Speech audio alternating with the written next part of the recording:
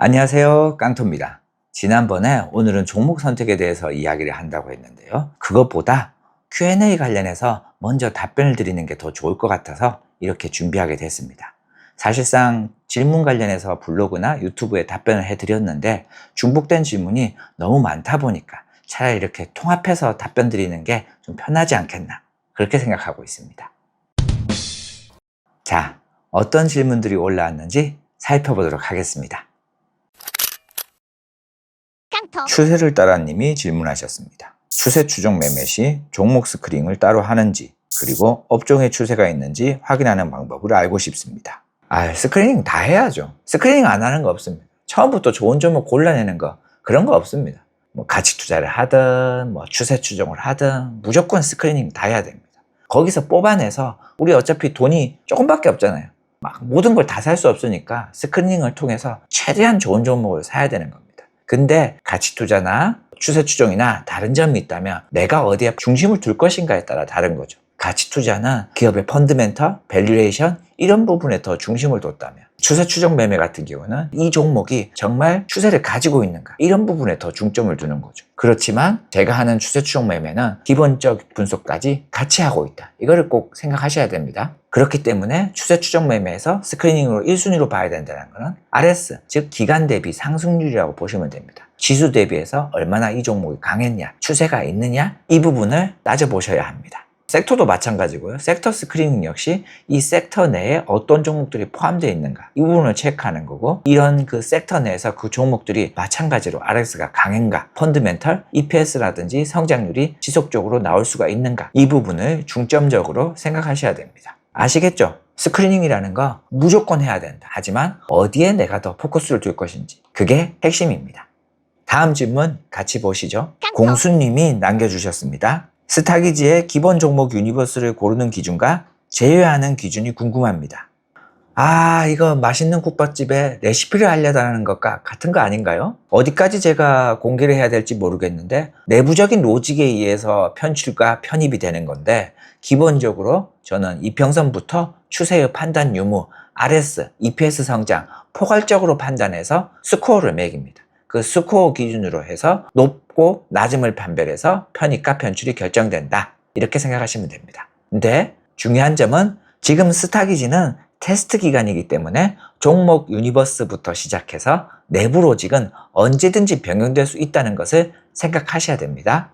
다음 질문 같이 보시죠.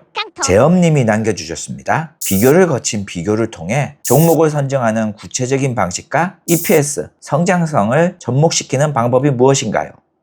이 부분은 사실상 많은 준비가 필요합니다. 비교와 비교라고 했잖아요. 그러면 많이 알아야 돼요. 하나만 알고 몇 개밖에 모르는데 이게 비교가 안 되거든요. 기본적으로 많이 알고 있어야 그 중에서 최고의 종목들을 선택할 수 있는 겁니다. 구체적인 방법이라는 건 사실 이것만으로 답변하기에 너무 좀 양이 방대한 것 같거든요. 간단하게 생각해서 모든 거는 다 지표화되어 있잖아요. 퍼, ROE, ROA 이런 거는 다 그냥 재무제표에 있는 거를 지표화 시킨 겁니다. 이 지표라는 게 쉽게 비교하기 위해서 만든 거죠. 이런 지표 분석을 먼저 하시는 게 조금 더 좋고요. 그리고 지표 분석이 끝난다면 그 지표가 왜 어떤 방식으로 이루어져 있고 이런 지표와 관계 이런 부분을 해석하시는 능력을 가지는 게 종목을 분석하는 데 좀 도움이 된다.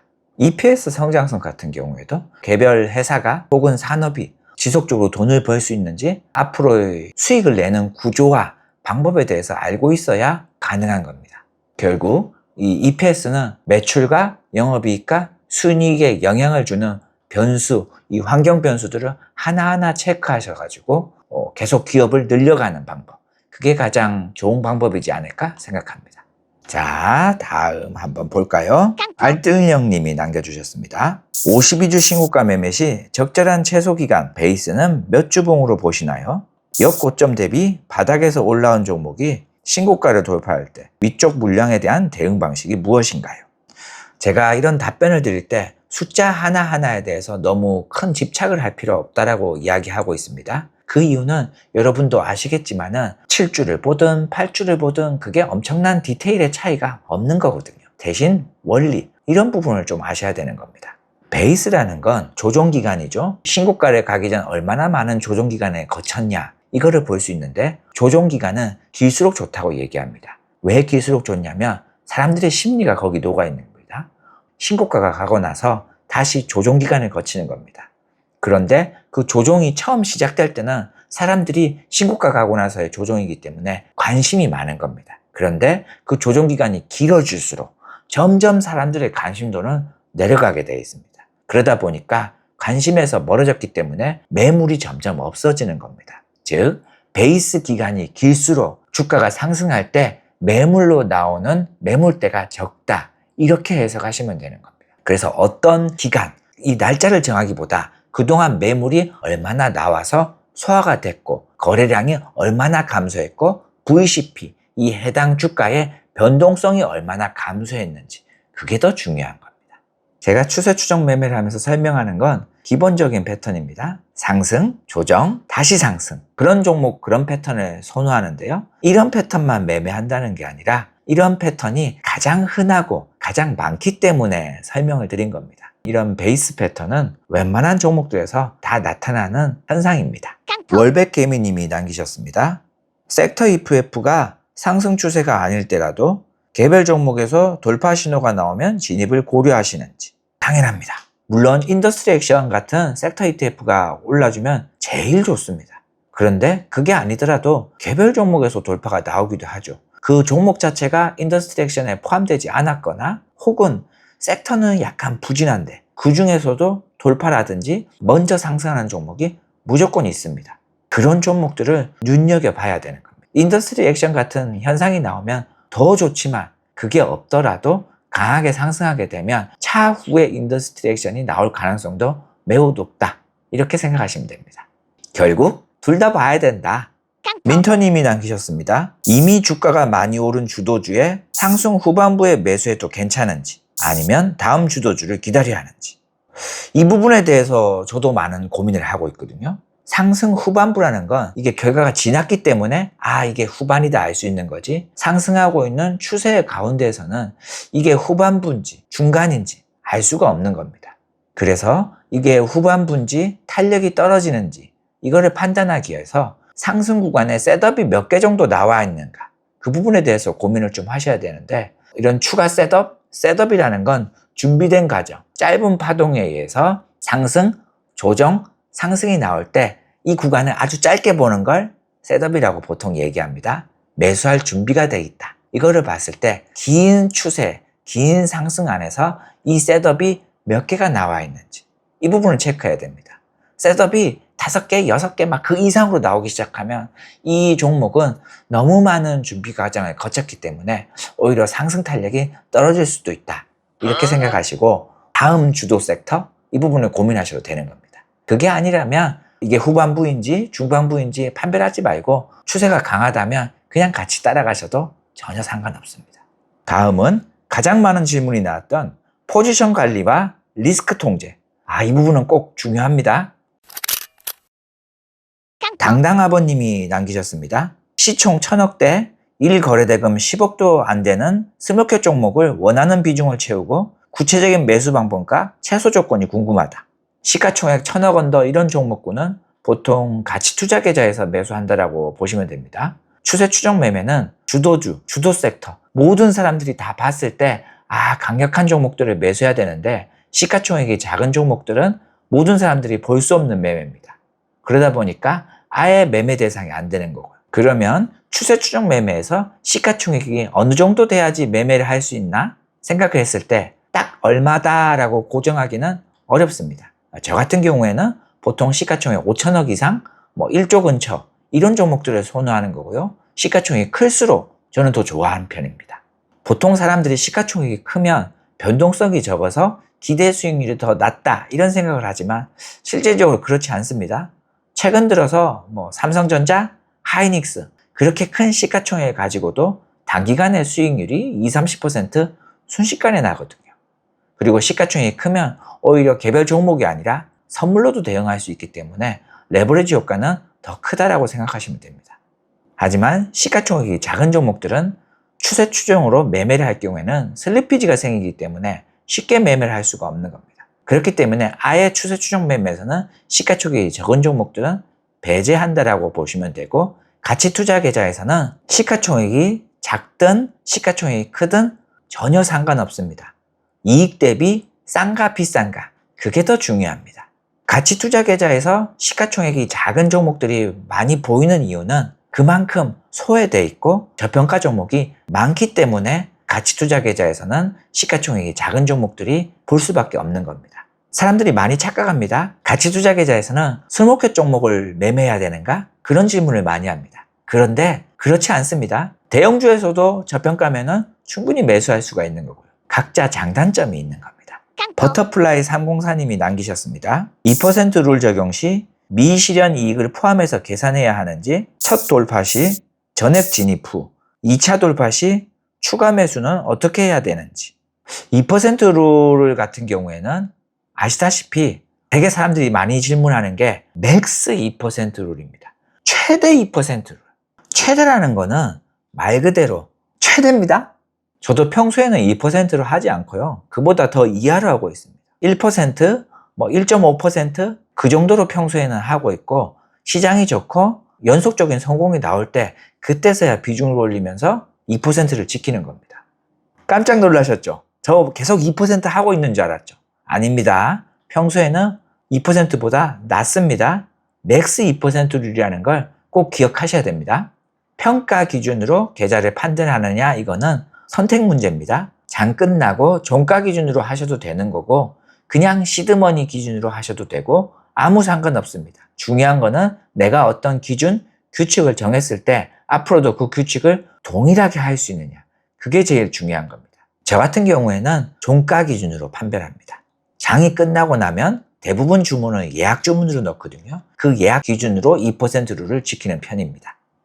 피라미딩을 할 때는 풀 유닛이 됐든 1유닛이 됐든 전혀 상관없습니다. 제가 항상 점진적 배팅이나 혹은 유닛 조절 이런 부분에서 얘기한 거는 최초 진입 포지션 사이즈에 대한 얘기입니다. 피라미딩은 추가적인 포지션 사이즈인 거죠. 그러다 보니까 처음에 내가 얼마 샀느냐, 이거는 별로 중요하지 않습니다. 나중에 내가 얼마 살 수도 있고 금액이 어떻게 됐든 전혀 상관없이 처음에 1유닛을 샀든 3유닛을 샀든 그 전체 사이즈의 비중에 맞춰서 추가적인 피라미딩이 된다고 보시면 됩니다. 아직까지 유튜브에 제가 피라미딩 관련해서 설명을 안 했기 때문에 향후에 진도를 나가게 되면 피라미딩에 대해서 좀 더 설명드리겠습니다. 궁금한 분은 우선 제 책을 먼저 읽어보시면 도움이 되실 것 같습니다.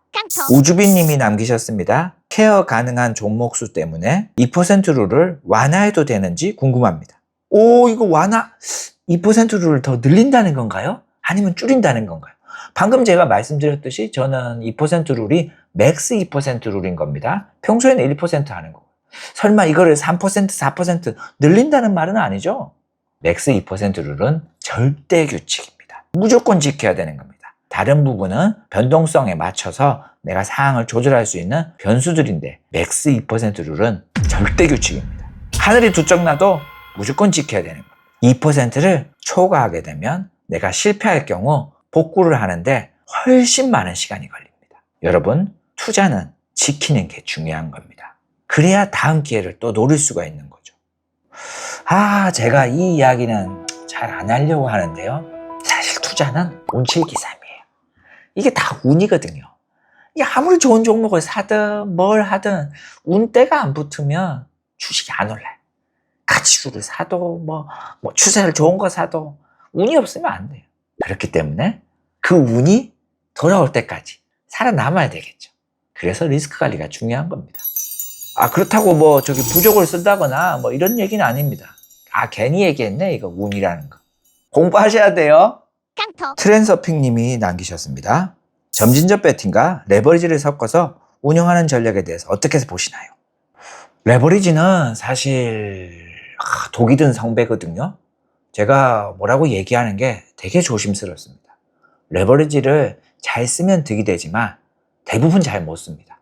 레버리지도 잘 사용할 수만 있다라면 분명 득이 되는 건데, 대부분의 사람들이 레버리지를 절제하지 못합니다. 과도한 레버리지를 사용하기 때문에 이게 제가 함부로 얘기하기가 어려운 겁니다. 그래서 유튜브를 보시는 시청자분들은 우선은 레버리지를 안 쓰셨으면 좋겠습니다. 내가 정말 익숙해져서 추세축 매매를 하는데 꾸준히 수익이 쌓이더라, 그때 레버리지를 써도 늦지 않습니다. 잘 모르는데 처음부터 야, 돈 많이 벌고 싶어 이런 레버리지는 무조건 독이 됩니다. 힌트를 좀 드린다면 점진전 배팅을 하면서 풀 포지션 사이즈가 됐을 때 연속적인 성공이 되면서 지수, 종목, 섹터 다 우상향에 갔을 때 그럴 때 소액의 레버리지는 괜찮지 않을까 조심스럽게 생각해 봅니다. 구리시 곱창 골목님이 질문하셨습니다. 아, 곱창 먹고 싶네요. 보유 종목이 풀 비중일 때 새로 매수할 종목이 나오면 기존 종목을 약손절 매도해서 현금을 확보해야 되는지. 아, 이거 여러 가지 방법이 되게 많습니다. 기본적으로 기간 대비 수익률을 따져서 혹은 기대 수익률을 따져서 비중을 점점 줄여서 현금을 확보하는 방법이 있고요. 혹은 섹터별로 확보하는 방법도 있습니다. 저 같은 경우에는 보통 기간 대비 수익률을 따져서 조금 루즈한 종목들을 비중을 줄여나가면서 현금을 확보하고요. 그게 아닐 경우에는 일괄적으로 확보합니다. 일괄 확보라는 건 10종목이 있다면 한 종목당 1%씩 현금을 확보해서 10% 현금을 다시 추가적으로 확보하는 전략입니다. 이렇게 하는 이유는 기존의 추세가 강한 종목들이 계속 강한 경우도 많지만 프레시한 그런 종목들이 새로운 추세에 더 강력하게 상승하는 경우가 많기 때문에 추가적인 현금 확보는 항상 고민을 하셔야 됩니다. 포지션 관리와 리스크 통제에 대해서 제가 지속적으로 언급을 하고 그동안에도 계속 이 부분에 대해서 언급을 했는데 사람들이 헷갈려하는 게 제가 얘기하는 것들은 대부분 다 변수입니다. 상수면은 딱 이렇게 해라 이렇게 하면서 쉽게 안내가 되는데 대부분 조절이 가능한 원리에 대해서 이야기하다 보니까 많이 헷갈려 하시는 것 같아요. 다른 건 다 잊어도 항상 얘기하지만 맥스 2% 룰은 절대 규칙입니다. 이 부분을 벗어나지 않으면서 나머지 변수를 바꿔가시면 되는 겁니다. 점진적 배팅에서 사이즈를 몇 개로 할지, 장세 판단에서 사이즈를 몇 개를 할지, 2개를 합쳐서 8개로 나눌지, 3개로 나눌지, 2개로 나눌지, 그건 여러분들 마음인 겁니다. 중요한 거는 왜 이렇게 나눴고 앞으로 어떻게 지켜나가야 되는지 그 부분이 중요한 거죠. 손익비 같은 경우도 마찬가지입니다. 1대3이라는 건 제가 승률이 40% 정도 수준이라고 보기 때문에 수익이 나기 위한 최소한의 손익비인 겁니다. 1대3 이상이 돼야 되는 거죠. 모든 설명드린 거는 다 최소한 혹은 최대한 기준을 대해서 설명드린 거고 그 안에서 바꿔가는 거는 개인의 취향차, 스타일 차이라고 보시면 됩니다. 그래서 제가 이렇게 7%, 8% 손절에 대해서도 가격이 바뀐다거나 손익비도 1대3, 1대4, 1대5 계속 바뀌면서 여러 가지 예시를 설명드리는 겁니다. 헷갈리시죠? 계속 제가 설명해 드릴 테니까 차근히 유튜브 하나하나 따라가시면 이해가 되실 겁니다. 더 빠르게 이해하고 싶으면 우선 책을 한번 읽고 오시면 남들보다 더 빠르게 이해하실 수 있습니다. 아, 책이 어려워서 유튜브를 본다고요? 아, 그거 생각 못했는데.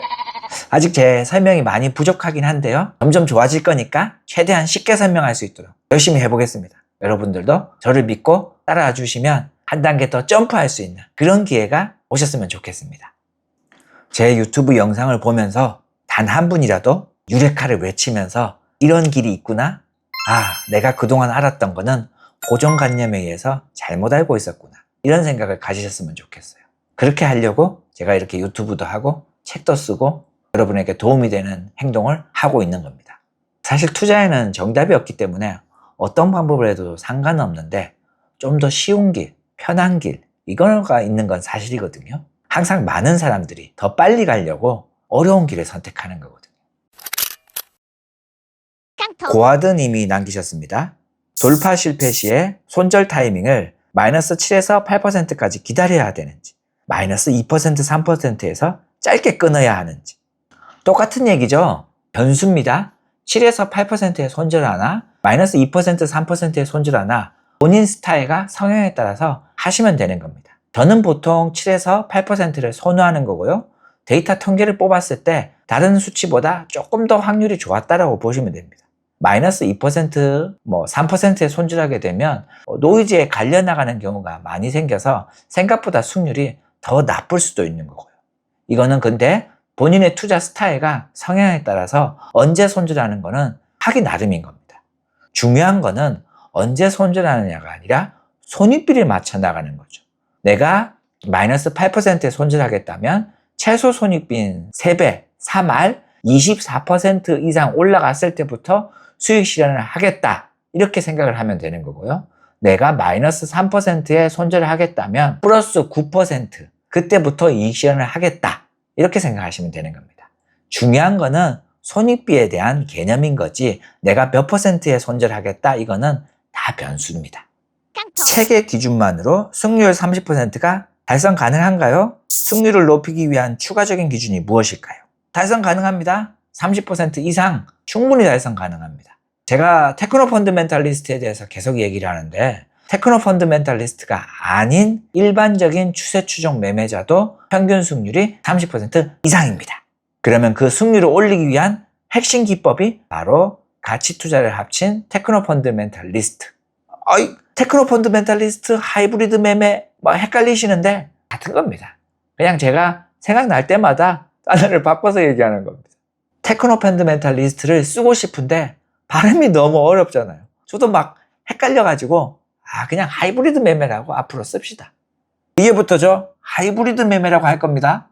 그런 하이브리드 매매를 하면 승률이 기하급수적으로 올라갑니다. 로옥 담당님이 남기셨습니다. 단기 반등과 지속될 진짜 추세를 구분하는 핵심적인 객관적 기준이나 필터는 무엇이며 손익비를 유리하게 만드는 원리는 무엇일까요?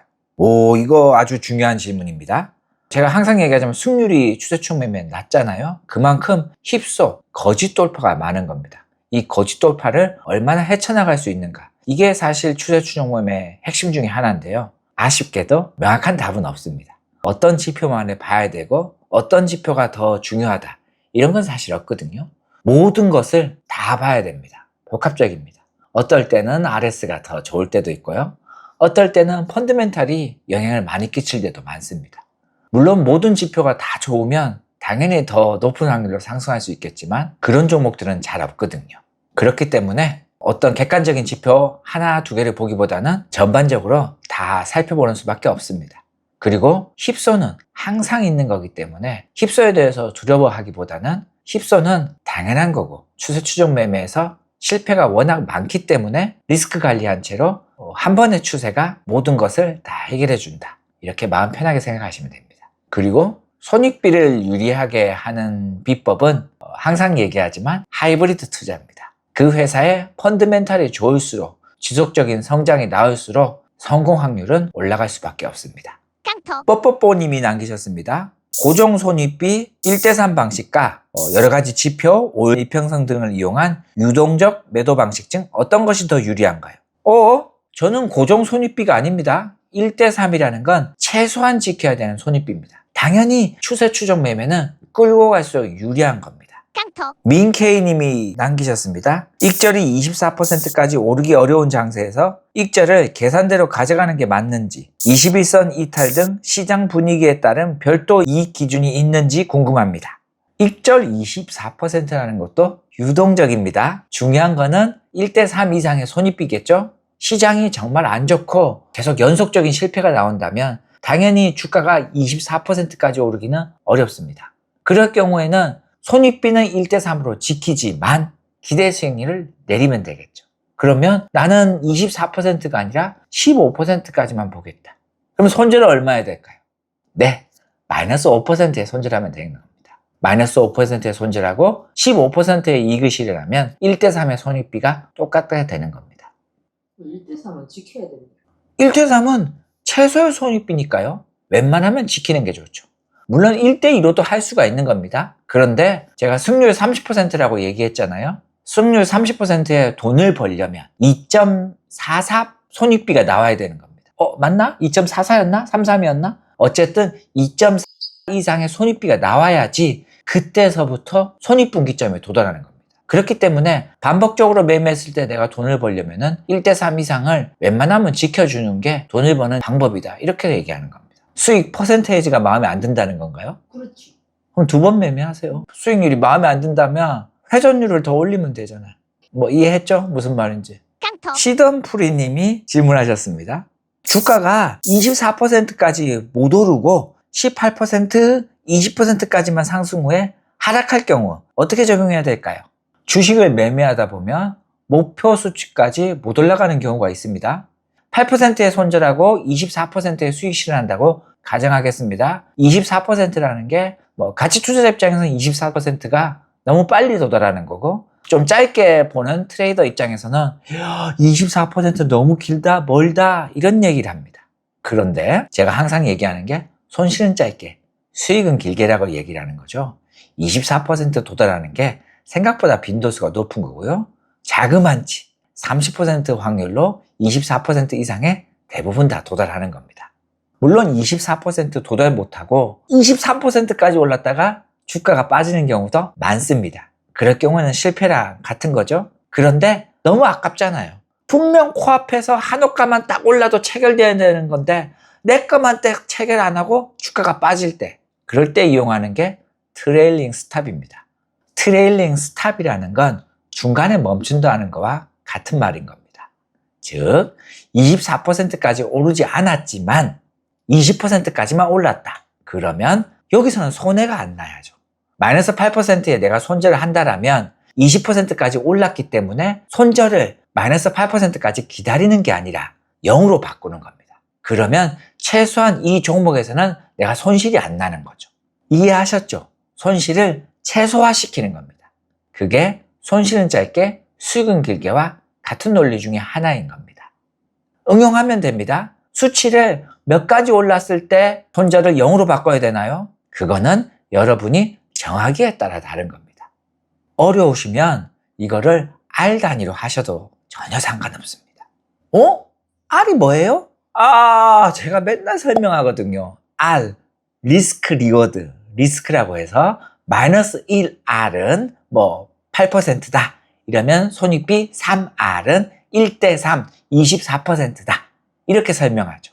그러면 R 단위라는 건 8%가 되는 거겠죠? 예시입니다. 그러면 8% 단위로 바꾸는 겁니다. 내가 어떤 종목을 샀어요? 그러면 마이너스 8%의 로스컷을 걸고 기다려보는 거죠. 근데 그 종목이 플러스 8% 이상 올랐습니다. 그러면 1R에 도달했죠. 그러면 마이너스 8%에 손절하는 게 아니라 손절을 0으로 바꿉니다. 그러면 해당 종목은 손해가 나지 않는 겁니다. 이해하셨죠? 그리고 그 종목이 2R이 올랐어요. 16% 이상 올랐다는 거죠. 그러면 로스컷을 1R 플러스 8%에 거는 겁니다. 그러면 그 종목이 올랐다가 다시 빠지더라도 최소한 8%의 수익은 우리가 건질 수가 있는 겁니다. 이해하셨죠? R 단위로 매매하는 거. 좋아 보이죠? 감정이 있습니다.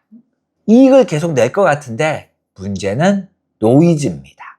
주가라는 건 계속 같은 방향으로 갈 수도 있지만 그 같은 방향으로 흘러가는 과정 중에 변동성이 계속 생기는 겁니다. 그 단위가 8%라는 게 어떻게 보면 길어 보일 수도 있겠지만 생각보다 짧은 거거든요. 그래서 그 변동성에 갈려나가는 현상이 가끔씩 생깁니다. 아니, 많이 생깁니다. 그렇기 때문에 R 단위로 매매하는 거에 대해서 저는 추천하지 않습니다. 추천하지 않는데 왜 이야기를 해요? 시작을 R 단위로 하세요. 익숙해질 때까지 R 단위로 매매를 하다가 이런 매매가 점점 익숙해지면 그때서야 R의 범위를 넓혀 나가시면 되는 겁니다. 처음엔 1R 단위로 운영을 하시다가 점점 2R 단위, 3R 단위 그렇게 범위를 늘려나가시면 되는 겁니다. 이렇게 하는 이유는 여러분의 멘탈을 위한 겁니다. 대부분 초보 트레이더들이 24%까지 기다릴 수가 없어요. 그렇기 때문에 좀 더 짧게 보는 사람들을 위해서 R 단위로 매매를 하시다가 그게 익숙해지게 되면 점점 늘려나가시는 겁니다. 저는 3R이라는 게 최소 기준인 겁니다. 점진적 배팅을 하기 위해서 이 종목을 성공했다, 실패했다 나누기 위한 최소 단위인 거고 저는 10R, 20R 계속 가는 겁니다. 욕했나요? 수급비비님이 남기셨습니다. 기간 외인 수급이 꾸준히 빠져나가면 추세가 꺾였다고 판단하고 대응해야 하는지. 수급은 한 번도 저에게 메인 팩터가 된 적이 없습니다. 수급은 보너스 알파라고 생각하시면 됩니다. 이거를 메인으로 잡게 되면 대응하는 게 너무 어렵거든요. 그냥 추세 하나만 보시고 그 추세에 수급이 있으면 보너스 알파 더 좋구나. 수급이 빠지면 아쉽구나. 이 정도만 생각하셔도 충분합니다. 수급 매매도 따로 있고 수급이 중요한 거 아닌가요? 중요합니다. 그런데 수급은 조금 단기적인 성향에서 매우 중요합니다. 장기적으로 봤을 때 수급은 보너스 알파밖에 안 됩니다. 그렇기 때문에 내가 어떤 매매의 스타일과 성향을 좋아하는지에 따라서 수급 매매의 중요성을 올리고 내리고 하시면 될 것 같습니다. 영리한 타이거님이 남기셨습니다. 손익비를 1대6 또는 1대7 정도로 더 크게 가져가는 매매 전략에 대해서 어떻게 생각하시나요? 브라보! 추세 추종 매매는 계속 끌고 가셔야 되는 겁니다. 20알, 30알, 50알, 100알까지 가져가! 오복담단님이 질문하셨습니다. 가치 투자 경험이 추세 추종 전략에 어떤 차별성과 확신을 가져다 주었는지 궁금합니다. 제가 유튜브 첫 시간에 이야기했습니다. 주식의 본질 가치, 트레이더나 가치 투자나 동일한 겁니다. 주식의 본질은 이익, 얼마나 회사가 수익을 벌어들이느냐에 따라서 달라지는 겁니다. 추세 추종 매매도 똑같죠. 주가가 올라가려면 회사가 꾸준히 많이 벌면 추세도 똑같이 이어지게 되는 겁니다. 허킹님이 질문하셨습니다. 향후 예상되는 추세나 매크로 같은 것을 추세 추종 투자에 반영하는지 혹은 기계적으로 대응하시는지 궁금합니다. 매크로 같은 경우에는 사실 지난번에도 얘기했습니다. 매크로 보긴 하는데 이거에 대한 가성비가 나쁘다고 해야 될까? 공수 시간 대비에 효율성이 매우 떨어집니다. 내가 분석하는데 시간도 많이 걸리고 그걸 해석하는 것도 되게 어렵거든요. 그래서 있는 그 사실 그대로만 받아들이지 이거를 투자 지표에 적용한다거나 추세 추종에 적용한다거나 이런 경우는 거의 없다라고 보시면 될 것 같습니다. 특히 저 같은 경우는 시스템 트레이딩도 같이 하고 있어서 시즈널리티도 체크를 하거든요. 그런데 시즈널리티가 단 한 번도 메인 팩터가 된 적은 없습니다. 그냥 보너스 알파? 아 이렇구나. 그냥 그 정도의 이런 거지 특별하게 시즈널리티를 메인으로 잡아서 그걸 가지고 포트폴리오 비중을 줄인다든지 추세 추정 대응을 한다든지 이런 경우는 없습니다. 공강강님이 남기셨습니다. 깡토님만의 새로운 기준을 잡을 때 참고하는 것들과 백테스팅 방법이 궁금합니다. 새로운 기준이라는 건 사실 주식 투자에 잘 없습니다. 기존에 이미 흘러왔던 거 본질 가치가 변함이 없다 보니까 새로운 팩터, 새로운 매매 방법은 거의 없는 거거든요. 있는 거에서 조율을 하거나 약간의 변경, MSD 정도 추가하는 수준밖에 없습니다. 그리고 백테스팅은 저는 개발자 출신이니까 당연히 거의 대부분 다 프로그램 매매를 통해서 하는 거고요. 증권사 API를 통해서 하고 있습니다. 자체 개발인 거고요. 꼭 자체 개발할 필요 없이 다른 상용 프로그램을 이용해도 전혀 무관합니다. 대신 상용 프로그램은 기존에 나와 있는 흔한 팩터 위주로만 되는 거고 스스로 개발할 경우에는 방금 얘기했듯이 독창적인 아이디어가 떠올랐을 때 그런 부분에서 추가가 가능한 겁니다. 근데 새로운 게 잘 없어요. 굳이 이 백테스팅을 하기 위해서 프로그램 학원에 다니고 공부할 필요는 없지 않나 생각합니다. 참고로 스타기지에서 앞으로 백테스팅도 해줄 겁니다. 언제가 될지 모르겠어요. 푸른구루님이 질문하셨습니다. 올 하반기에 인베스트 투자로 말씀하신 반도체 섹터의 투자 성격이 분기, 연간, 인사이트와 내년을 겨냥한 연간 투자 섹터는 어떤 건가요? 이거는 인베스트 영향이죠. 저는 반도체를 되게 좋게 보거든요. 왜냐하면 시크니컬이잖아요. 이거는 거저 먹는 거거든요. 사이클이니까 계속 순환매가 되고 돌아오는 겁니다. 반도체 사이클은 보통 4, 5년 사이클이라 보시면 되는데 보통 전업 투자자가 4년, 5년마다 부가 바뀌어요. 반도체를 투자하느냐 안 하고 있느냐. 그만큼 우리나라에서 반도체는 중요한 겁니다. 추세 추종을 하든 가치 투자를 하든 반도체는 무조건 알고 가셔야 되는 겁니다. 우리나라 상장사의 3분의 1이 다 반도체랑 엮여 있습니다. 우리나라는 반도체 공화국입니다. 반도체는 선택이 아니라 필수로 공부하셔야 되는 겁니다. 스터디 허니님이 질문하셨습니다. 성장은 하지만 기대감이 높은 고멀티플 투자에 대한 투자 비중과 대처법, QOQ나 YOY 예측이 틀렸을 때 대응하는 건 어떻게 하는지, 특히 숫자가 나오지 않고 기대감만으로 오른 주식에 대해서 깡토님의 의견은 어떤가 질문해 주셨습니다. 어려운 얘기죠. 고멀티플, 비싼 회사입니다. 우선 가치 투자 개념과 추세 추정 개념을 다르게 좀 얘기를 해야 될 것 같은데요. 가치 투자 개념에서는 비싼 주식은 후순위입니다. 우선 싼 주식이 목표가 되는 건데 이 싸다라는 게 성장을 안 한다는 게 아닌 겁니다. 성장하는 주식이 성장 대비해서 싸다라고 판별을 해야 되는 거고요. 지금 말씀하신 거는 성장도 하는데 비싼 주식. 이거는 애매한 거죠. 이건 포트에 담느냐 안 담느냐는 역시 개인 성향 차이라고 저는 생각합니다. 여유가 있고 대응이 한다라면 담을 수도 있는 건데 굳이 비싼 주식을 저 같은 경우에는 잘 사지 않는 편입니다. 반면에 추세 추정 계좌에서는 오히려 좋아! 비싸다는 말은 시장에서 고멀티플, 평가를 높게 해주고 있다는 것과 같은 겁니다. 추세가 그만큼 강하고 더 비싸다는 거죠. 그래서 추세 추정 계좌에서는 싸냐 비싸냐에 대한 고민을 하지 않고 얼마나 추세가 강하고 얼마나 더 큰 성장을 지속적으로 할 수 있느냐, 그게 더 포인트라고 보시면 됩니다. 예측이 틀렸을 때 실적에 대한 예측이라면 이 예측이 틀린 이유를 먼저 분석합니다. 이게 지속성으로 틀린 건지 아니면 이번 분기 하나만 내가 예측을 잘못한 건지, 그거에 따라 대응이 달라질 것 같습니다. 단순하게 다음 분기로 실적이 밀렸다 이러면 가치 투자 계좌에서는 홀딩하는 거고요. 추세 추정 계좌에서는 실적이 틀렸다? 맞다? 중요하지 않습니다. 그 실적이 틀려서 추세가 꺾였느냐, 추세가 유지하고 있느냐, 이게 핵심입니다. 우주빈 님이 물어보셨어요. 추세 추정 매매 시에도 멀티플, 내재 가치, 배당 성향 등을 참고하시는지 궁금합니다.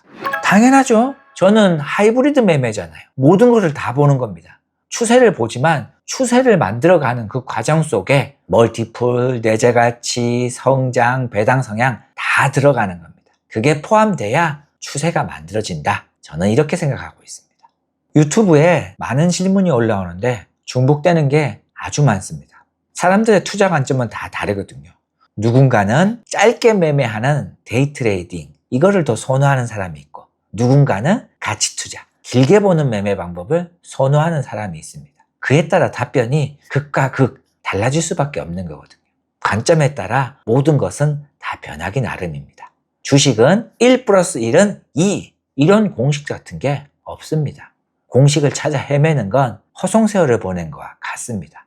보통 우리가 주식 책이나 이런 걸 보게 되면 정답인 것처럼 이야기를 많이 합니다. 그런데 제가 책을 적어보니까 책에는 그렇게 적을 수밖에 없는 겁니다.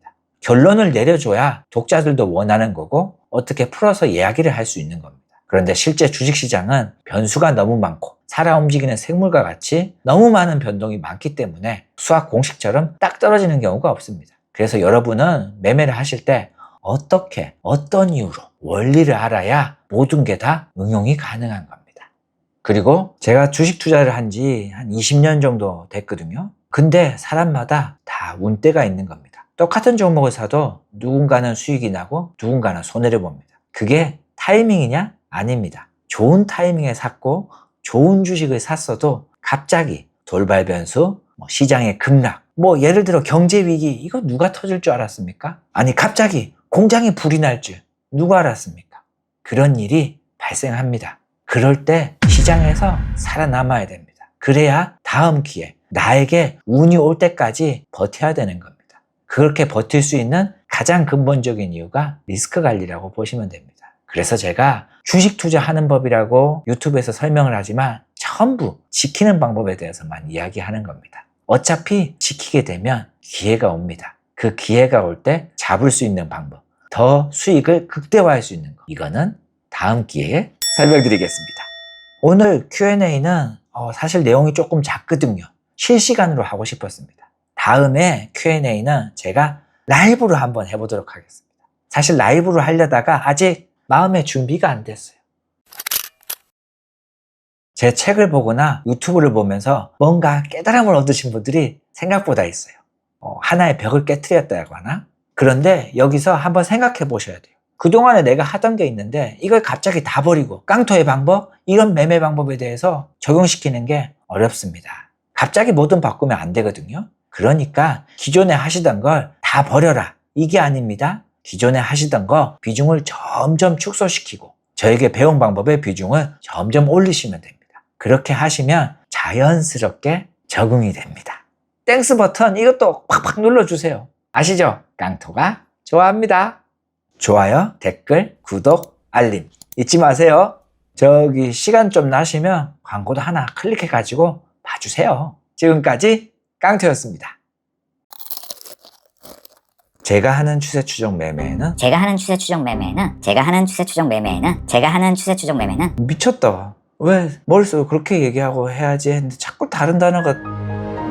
제가 하는 추세 추정 매매는 뭘 하려고 말했는지 뭘 말하려고 했는지 생각이 안 나네. 또 제가 조금 더 편하게 이야기하겠습니다. 제가 이거 촬영을 하면서 너무 불편하고 힘들거든요. 움직이지도 않고 가만히 이야기하려니까 머릿속이 더 하얘지고 PD님이 고개도 까딱하지 말래요. 악성 PD예요. 고개 쳐들어. 예, 꼭 넣어주세요. 고개 차들었다. 꼭 넣어주세요. 안경도 벗으래요.